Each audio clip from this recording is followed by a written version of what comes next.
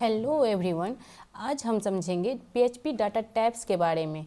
देखो guys, last video में हम लोग वेरिएबल्स की टॉपिक को कवर किए थे और साथ में ही प्रैक्टिकल भी किए थे। तो वेरिएबल्स में क्या था, हम डाटा को स्टोर करते थे, तो उस डाटा की जो एक पर्टिकुलर टाइप होती है उसे ही हम डाटा टाइप कहते हैं।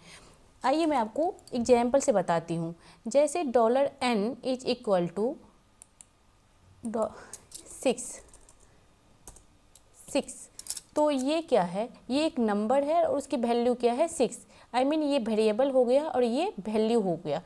तो जैसे ये 6 है तो ये तो आपको पता ही है, जो 6 है एक नंबर, ये इंटीगर हो गया। तो किस टाइप की डाटा होगी, ये इंटीगर डाटा टाइप होगी। ये 6.5 कर दिया मैंने, तो ये 6.5 क्या हो गया, ये फ्लोट डाटा टाइप हो गई।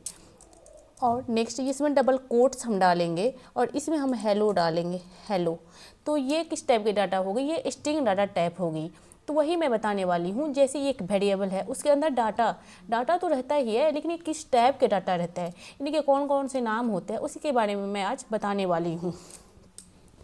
Name of data types in PHP. तो पीएचपी में डाटा टाइप्स के कौन कौन सी नाम होते हैं, एक इंटीगर, एक फ्लोट, एक स्ट्रिंग, एरे, ऑब्जेक्ट, नल, बूलियन। तो इंटीगर कौन से है, जो नंबर होते हैं उसे हम इंटीगर कहते हैं। जैसे 6 मैंने दिखाया था अभी, वो नंबर है। फ्लोट कौन सा हुआ, 2.5, ये फ्लोट हो गया। स्ट्रिंग क्या है, ये कलेक्शन ऑफ कैरेक्टर्स है, कलेक्शन ऑफ लेटर है। जो लेटर्स को कलेक्शन करने के बाद जो वर्ड बनता है उसे ही हम स्ट्रिंग कहते हैं। Array is a collection of data in which we store multiple values in single variable. Array क्या करता है, कलेक्शन ऑफ डाटा है जो सिंगल वेरिएबल में मल्टीपल वैल्यूज को स्टोर करता है, ठीक है। ऑब्जेक्ट क्या है, ये एक उपस है, जो ये बहुत ही इम्पोर्टेंट टॉपिक है और इसमें क्लासेस नेम जैसे कैटेगरी हो, जेंडर हो, ये सारा इसमें ऐड होता है, बट इसकी भी आउटपुट एरे की तरह ही आती है। नल, ये अनडिफाइंड वेरिएबल है। बूलियन, इसकी दो ही आउटपुट आती है, या तो ट्रू आएगी या तो फॉल्स आएगी। चलिए मैं अब आपको प्रिंट करके दिखाती हूँ। VS कोड में हम जाएंगे और यहाँ पे $a इज इक्वल टू, इसकी हम वैल्यू ले लेंगे 6 और इसको हम सेव करेंगे। पहले देखिए, एक सेकेंड, इसमें जैसे इको है और $a, तो इको को हम यूज़ तब करते हैं जैसे हम मैसेज प्रिंट, किसी भी मैसेज को प्रिंट करने के लिए हम इको का यूज़ करते हैं, तो $a। और वेरडम में इसमें हम क्या करते हैं, करेंगे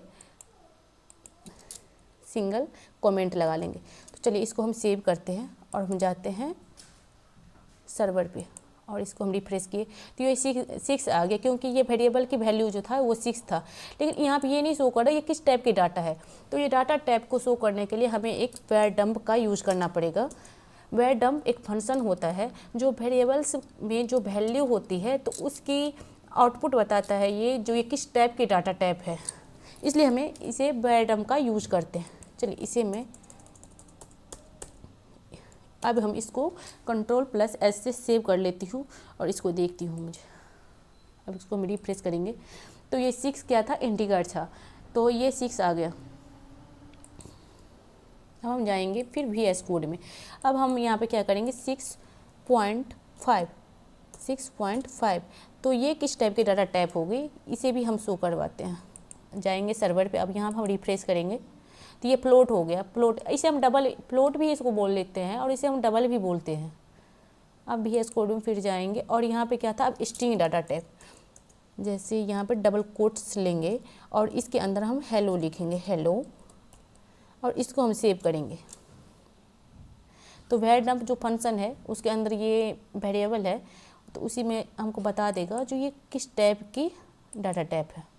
तो देखो ये स्ट्रिंग डाटा टाइप है, तो ये मैसेज भी प्रिंट करके आती है और ये स्ट्रिंग डाटा टाइप है। और ये 5 क्या है, ये कैरेक्टर है, 1 2 3 4 5, तो ये 5 कैरेक्टर है, ये भी यहाँ पे शो करके बताता है। अब हम क्या करेंगे, यहाँ पे एरे को करेंगे। एरे कैसे हम प्रिंट करवाएंगे, एरे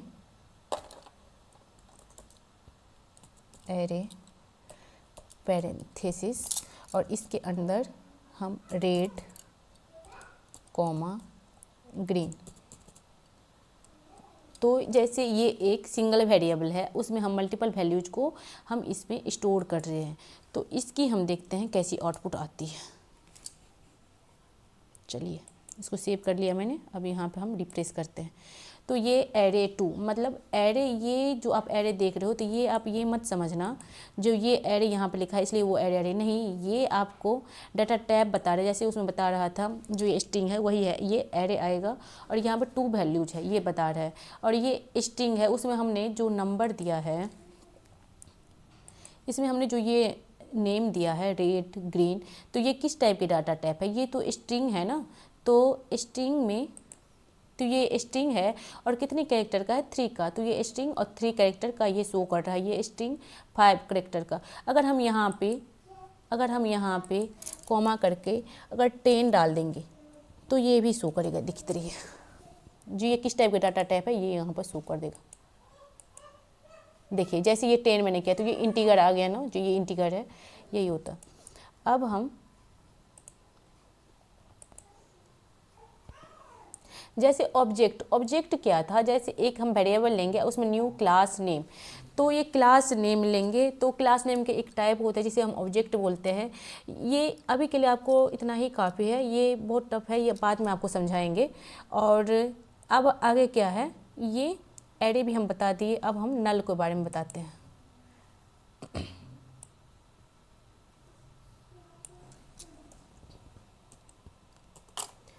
जैसे ये $a है और इसमें हम कोई वैल्यू नहीं डाले तो इसकी आउटपुट क्या आएगी, एरर ही आएगी ना, क्योंकि वैल्यू तो है नहीं तो एरर होगी।